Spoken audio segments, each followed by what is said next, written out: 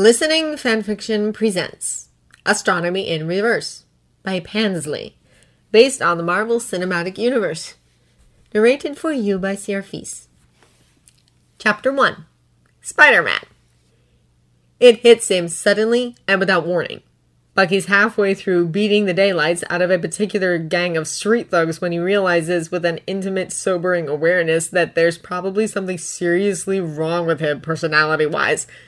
Sure, there's probably multiple somethings, but this one isn't from his 70-something year-long detour as the Winter Soldier, or from being Hydra's prisoner of war and being frozen in cryo-sleep for the better part of a century, or even from serving in World War II and living through the horrors of war. No, this, whatever it is, personality flaw, stems from long before that. Long before he'd ever held a gun, when he'd had no idea how to even shoot one. Because there's no doubt that it is a flaw.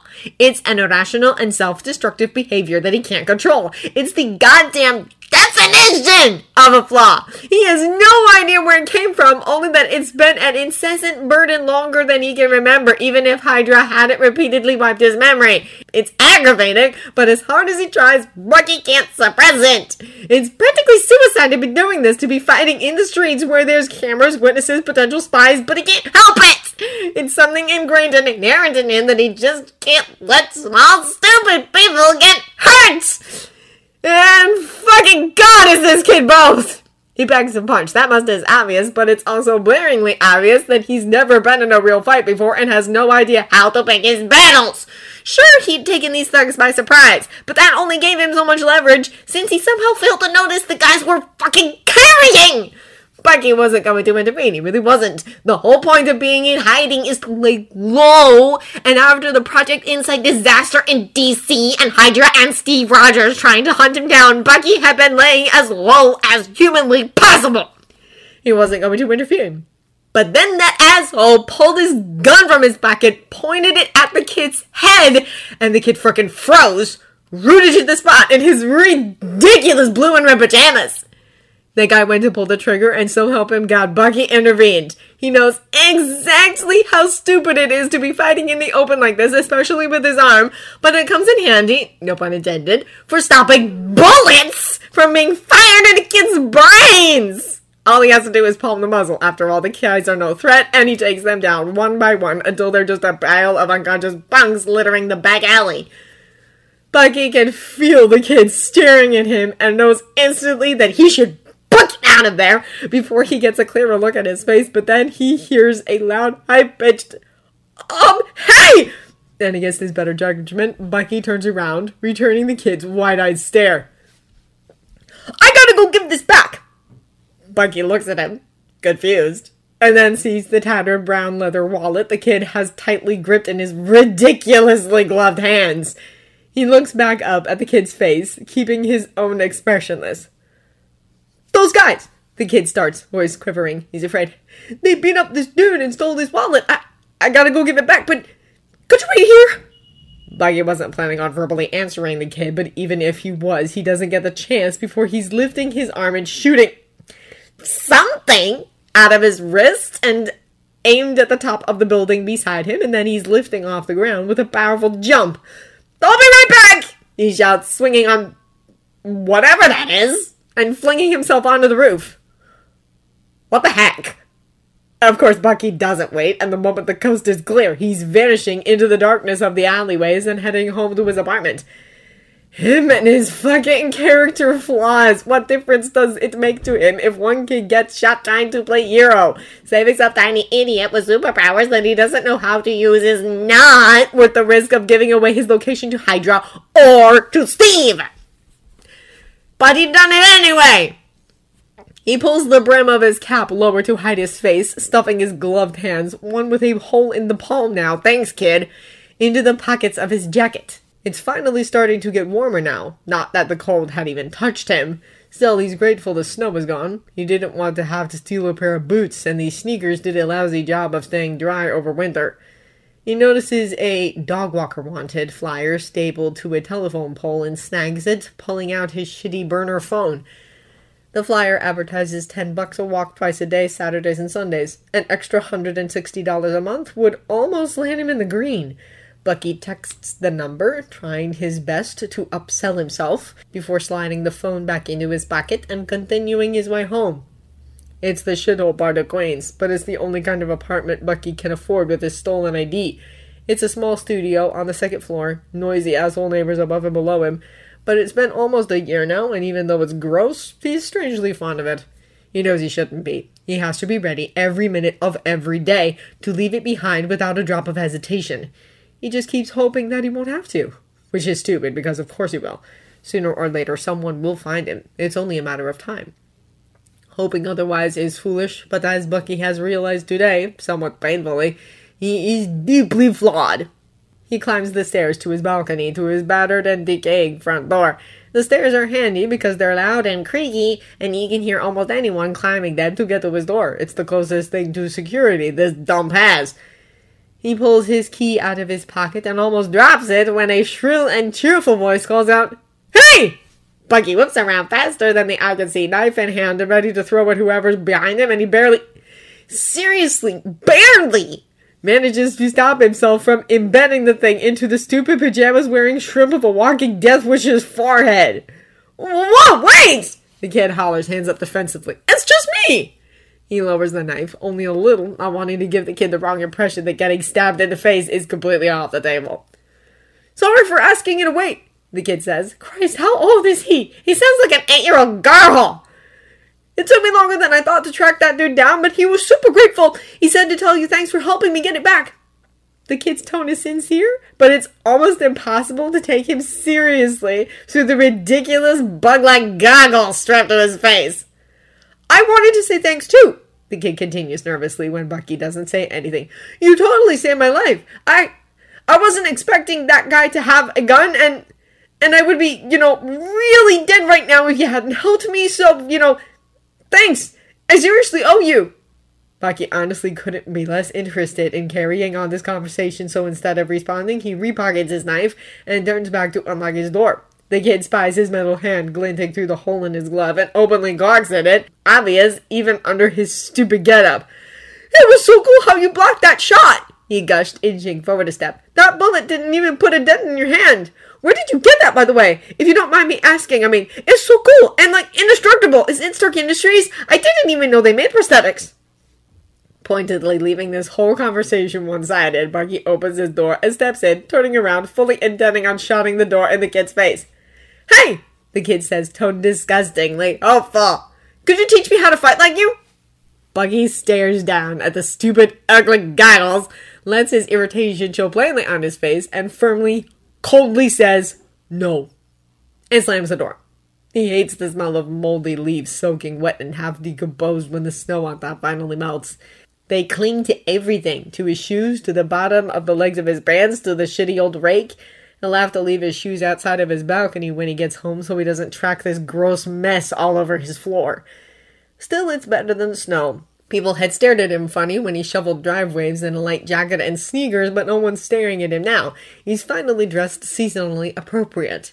He's glad the season's changing. Walking home in cold, wet shoes every day had been the fucking worst.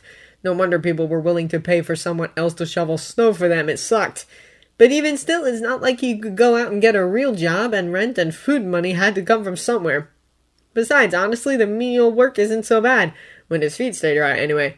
The days go by quicker when he's got his hands full, and the work is mindless, lets him shut down until it's all done, and he can get paid and go home. He keeps busy. It helps every day go by more smoothly. Bucky scrunches his nose as the smell of rotten leaves wafts up into his face, bending over to tie the garbage bag full of them up. It smells like shit and death, but at least that was the last bag, and he's done now. He carries the bags of leaves to the yard waste bin, takes the rake back to the shed, and knocks on What's-His-Face's door to tell him he's finished. "Yard looks great, thanks, Jimmy," says What's-His-Face, a friendly older gentleman. "Here you go," and hands him 2 $20 bills. "Thanks," says Bucky. "Got my number in case you need more work done?" The man smiles. "I'll call you. You take care now," and shut the door. Pocketing the money, Bucky makes his way to the sidewalk, heading home. He's relieved it's not a motel day. The motel's owner gives him close to minimum wage, but it's always the grossest maintenance jobs he has. The jobs no one else will do. Sometimes he hates having to take every job he's offered, but then again, he gets to eat almost regularly. He really can't complain. He needs to land at least 3 more medium-sized jobs to clear rent this month, so today won't be an eating day. His stomach whines at the thought, but Bucky ignores it, choosing instead to take a long-ass nap when he gets home. His stomach rumbles angrily, but the idea of resting his tired body lifts his spirits, at least until he climbs the stairs to his door. He knows how to walk up the steps so that he's utterly silent, but still, somehow, the kid standing by his door whips his head up when Bucky reaches the balcony. Bucky doesn't know how the hell he heard him, or more importantly, who the hell he is. "Hi!" the kid says, beaming at him as he stands. The voice is unmistakable. The height or lack thereof, and scrawniness are unmistakable too. Bucky looks the kid over, somewhat surprised that he looks so normal. Not nearly as insectoid as Bucky had imagined. He's definitely young, though. Too young to be inciting thugs to shoot him in the face. The flappy brown curls and baby face do absolutely nothing for the vigilante gig he's pursuing. "What do you want?" Bucky says as unfriendly as he can manage. The kid's face reddens and he looks away down at the floor, nervous. "Well, he stutters, only when he's feeling insecure, apparently. He had no problem running his mouth about Bucky's arm a few nights ago. Just saying thanks the other night didn't feel like enough, so He lifts a white plastic shopping bag, stuffed almost too full, the sides stretching and threatening to tear. "I thought I could thank you for dinner." Bucky stares at the nearly overflowing grocery bag, then at the kid's face, who looks nervous but tentatively hopeful, the corners of his mouth barely threatening to quirk upward. "Kid," Bucky says, less hostile now, "I am way too old for you. Aren't there any other boys in middle school you could crush on?" The kid's face goes apple red all the way to his forehead. It's not like that," he shouted. And besides, I'm in high school." "Good for you," Bucky drawls, moving past the erupting mountain of embarrassment that used to be a teenage boy to unlock his door. "Does it change the fact that I'm not interested? Now get lost, I've got enough going on without having to worry about changing my address to escape from bite-sized stalkers." "Okay," says the kid, and the disappointment practically pours out of him, heavy like a waterfall, and just as audible. "I'm sorry, I wasn't trying to, make you uncomfortable or anything, but..." He reaches into the bag and shuffles some things around, pulling out a clear plastic box of cookies. "Will you take these? I really just want to do something to thank you. I mean, you saved my life." Bucky looks at the outstretched hand holding the box of cookies out to him, at the bulky bag of groceries gripped tightly in the kid's other fist, and finally at the sad but still slightly hopeful look on the boy's face. He sighs. "What else you got in there?" The kid's face lights up like Coney Island on opening night. Inwardly, Bucky groans. Fucking flaws. For someone who practically begged to cook him dinner, the kid is laughably lost, standing in the middle of Bucky's kitchen. Part of him takes pity on the kid, but a bigger, pettier part of him enjoys the almost dumbfounded expression on his face as he stands there, the bag of groceries deposited on the counter, looking around Bucky's studio apartment like he's never seen the inside of a building before. He takes in Bucky's sparse and threadbare furniture, the tattered love seat against the wall, the thin and creaky mattress on the floor, Bucky's backpack stuffed with all the clothing he has lying at the head of the bed where he's been using it as a pillow, his one ratty fleece blanket pulled tightly over the mattress, a habit he can't seem to break, the uneven bar stool with its splintering wood pulled up against the island counter, the shadeless floor lamp in the corner that flickers even with a new bulb in it. The kid's gaze shifts back down to the bag on the counter as he starts pulling the items out. Vegetables, pasta, chicken breasts, a bottle of unnaturally blue liquid that says Gatorade, whatever the hell that is. The kid spreads everything out on the standalone counter and then stares down at it, unsure of what the next step is. The pity wins out, and Bucky takes a semi-reluctant step further into the kitchen. Well, the boy starts, cheeks darkening a little. I'm not really sure. I kind of just grabbed a bunch of stuff I was hungry for in the store." "Of course you did." Bucky sighs. "Well, it looks like we're having pasta with chicken and fried vegetables," he says, bending down to the cupboard with its missing door, pulling out his one pot and his scratch-to-shit frying pan. "Why don't you start boiling the pasta and I'll fry the chicken?" He hands the kid the pot, who looks down at it like Bucky just gave him a live grenade. Then he stutters out a high-pitched, "Okay!" placing the pot on the stove and scooping up the box of noodles to read the directions. He doesn't look up from the box as he fumbles to turn the element on. Kid. Yeah? Bucky honestly doesn't know whether to laugh or groan. You have to put water in it first. Face red as a lobster. The kid's mortified expression morphs into sheepishness, laughing embarrassedly as he swipes the pot off the stove. Oh, yeah, duh. He laughs. I've never really done this before, so... Really? Bucky says, voice drenched in sarcasm, which still manages to go completely over the kid's head somehow. Yeah, I, just never really learned how, I guess. The kid starts filling the pot, then stops, pulling it away from the tap. How much should I... About halfway, says Bucky. A little more if we're cooking all of it. The kid does so, placing the pot back on the stove and adding the noodles, and then puts the too large lid on top. Bucky takes up the other burner, starting on the chicken. Dice up the vegetables while you wait for that to boil. He says, there's a knife in the drawer, but be careful, it's duller than it should be. The kid obediently pulls the knife out and begins lining up the vegetables to be chopped. He doesn't ask for a cutting board, not that Bucky has one anyway, and besides, it's not like the countertops aren't already cut to shit. Bucky leaves him to it, turning back around to focus on the chicken, and a couple of moments go by in silence before it's ruined by a loud and shrill ouch! I told you to be careful, Bucky says without turning around. The kid tries to mutter an apology, but it's broken up by a whine of pain. Bucky sighs again and turns. Let me see. The kid is clutching his hand up to his face, trying to hide it, but there's blood dripping copiously through his clenched fingers. Bucky curses under his breath and snatches the boy's wrist, pulling his hand forwards to get a look at the cut. His finger is sliced just above the knuckle, and while it's not very long, it's deep enough that Bucky can pull apart the skin, which earns a loud yelp of pain from the kid. The blood runs faster in a heavy stream. Only stitches, god fucking damn it. How the hell did you cut yourself this bad with that shitty knife? Bucky demands, pulling the kid to the bathroom so he can stifle the flow of blood with a wad of toilet paper. He sits the kid down on the rim of the bathtub and kneels in front of him, holding the paper against the wound in a tight fist.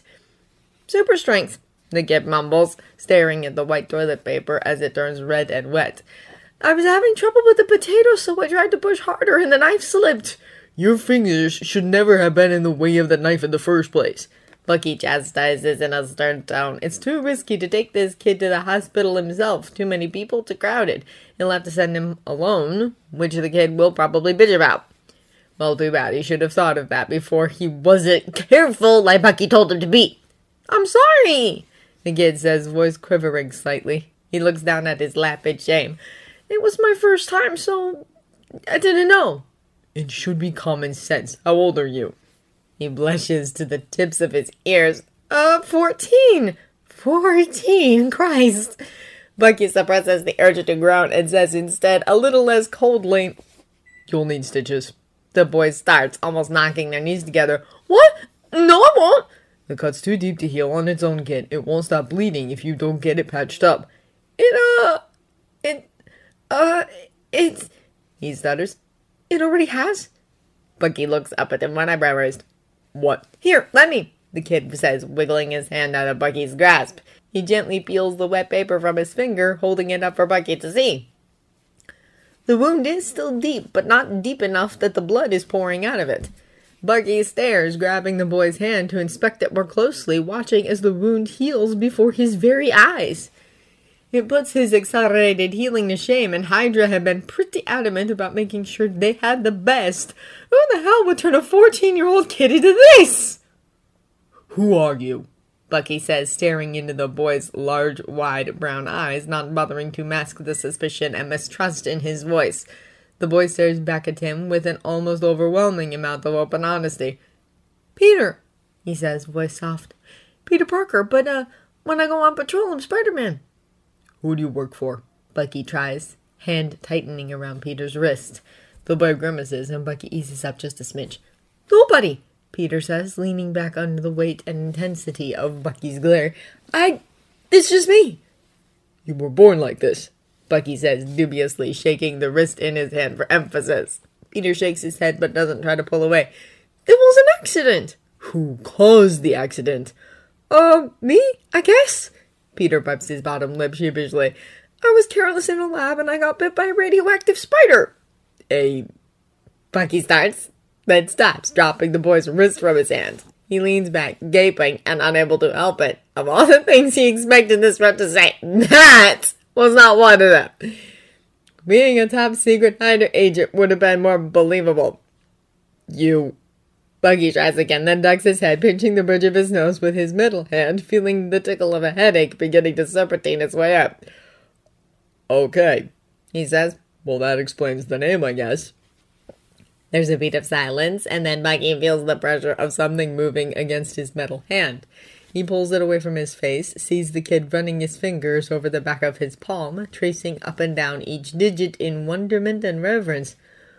Who are you? Peter asks gently.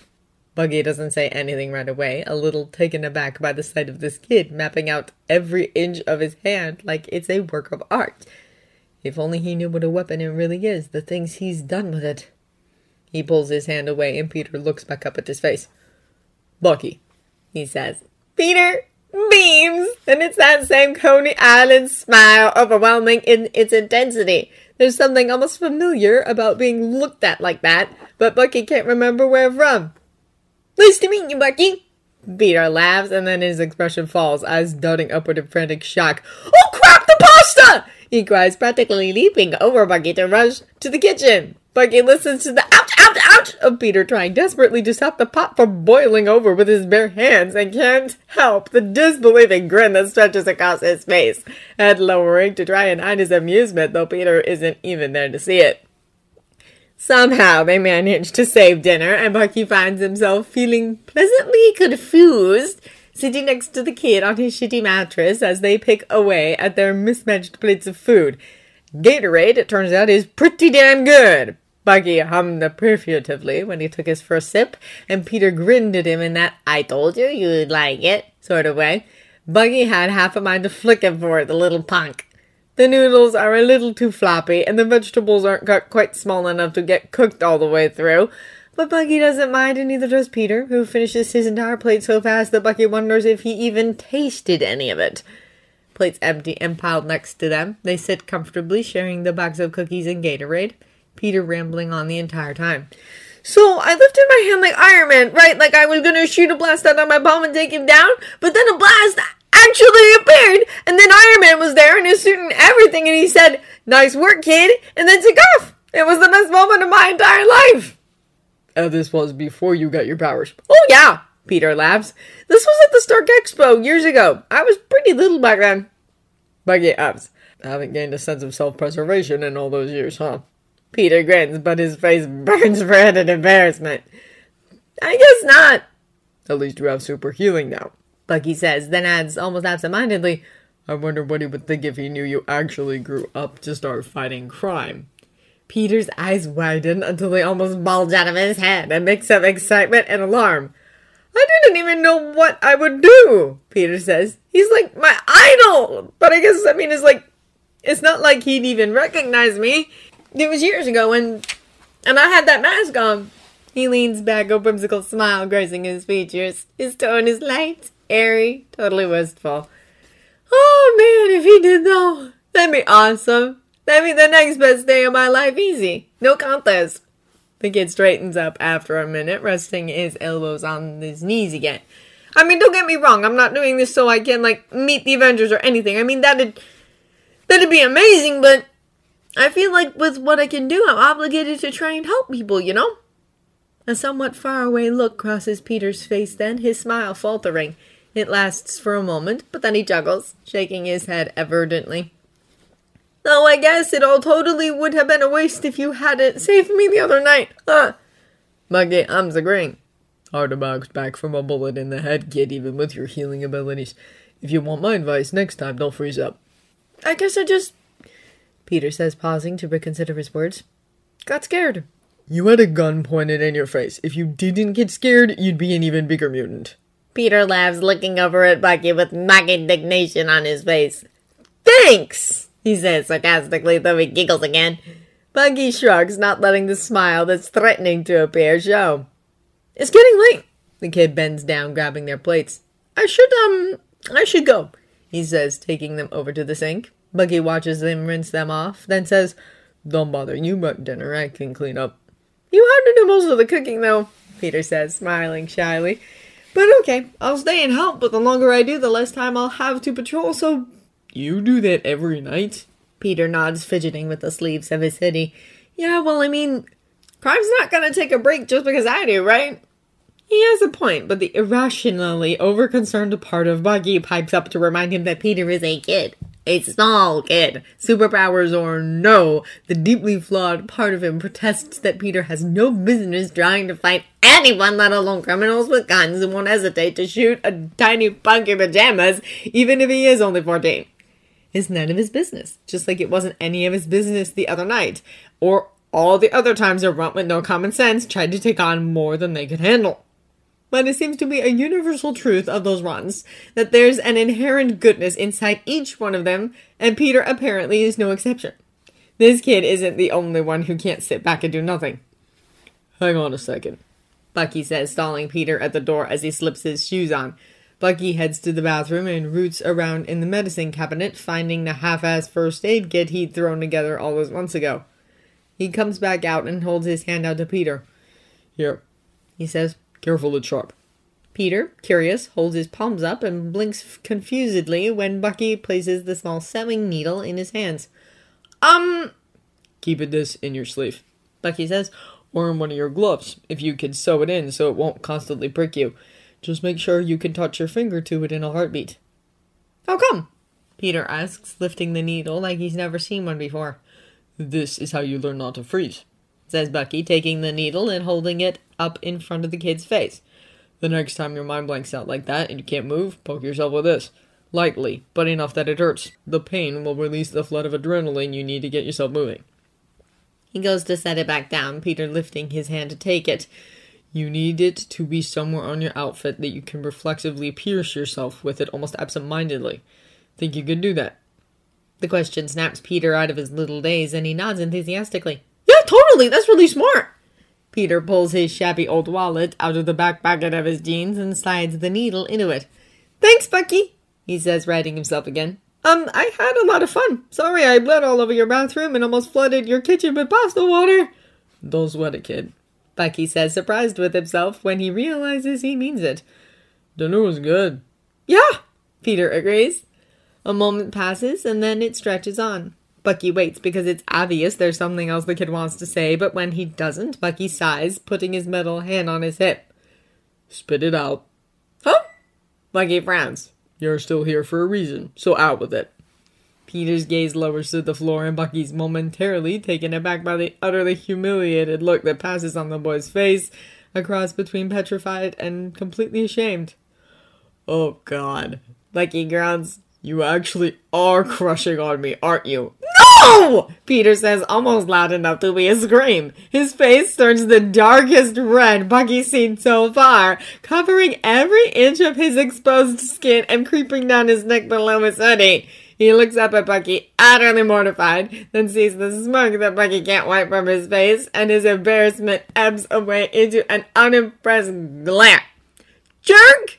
"Hey," Bucky teases with a shrug, still smirking. "I'm going to assume that's what you're blushing about until you tell me otherwise." A childish pout settles on Peter's face, but then he lowers his eyes to the floor again, taking a deep, big breath. "Well, He rustles his sleeves again, bites his bottom lip, then finally seems to steel himself. "I don't want to be, pushy or anything, and I understand if you don't want to, really, I totally get it, but, well, I was just thinking, and maybe we could do this again?" Peter looks up, makes the briefest eye contact with him, and then lowers his gaze again. "I don't really have anyone I can talk to about this stuff with," the kid finally confesses. "Nobody knows about it except you, and I could bring dinner again sometimes. I know I can't cook like it all, but I can help or try anyway." Finally, the kid looks up at his face and holds his eyes steady, bracing himself for Bucky's response.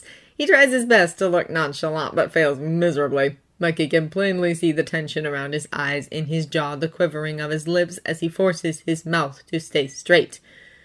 Bucky wants to sigh. This had been the last thing he'd wanted. And sure, with an inconsistent income, money's tight and food is more often than not a luxury, but that doesn't mean he's thrilled by the idea of some kid spending his lunch money on buying him dinner.